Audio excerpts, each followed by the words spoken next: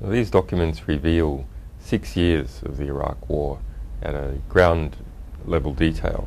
The troops on the ground, their reports, what they were seeing, what they were saying, and what they were doing. And it covers the deaths of some 104,000 people, not just in aggregate, not just that in Fallujah a lot of people died, but rather the deaths of each person with the precise geographic coordinates and the operation under which they died.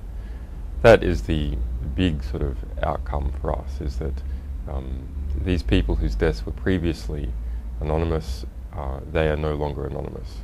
We can see where they died and under what circumstances. I think we can make even stronger statement in these documents that there is very strong evidence, compelling evidence of war crimes having been committed by coalition forces and having been committed by Iraqi government forces in this material. There is evidence of 284 abuse of detainees by coalition soldiers, in some cases clearly torture. There is over 1,000 reports on the torture or abuse of detainees by Iraqi government forces trained by the coalition. There's cases of people trying to commit surrender and being killed in the process of committing surrender. And the people we have spoken to, the lawyers we have spoken to, say that is also a clear war crime. We have an organization which has committed in Afghanistan the deaths of hundreds of people per month, and this general situation hundreds per week.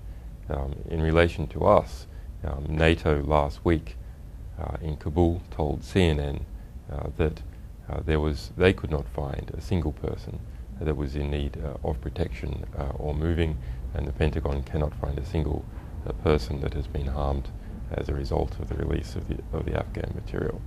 Now, in this case, we have taken an even more rigorous approach than we took in relation to the Afghan material, not because we believe that approach was particularly lacking, but rather just to prevent those sort of distractions from the serious content by people who would like to try and distract from the message. And I think the message of this material is powerful and perhaps a little easier to understand than the complex situation in Afghanistan. We are talking about much higher death figures. So our Afghan release documented the circumstances behind the deaths of some 20,000 people in 6 years in Afghanistan.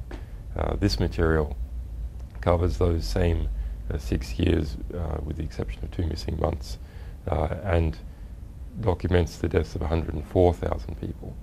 So we're talking about a 5 times greater kill rate in Iraq, really a comparative bloodbath compared to Afghanistan.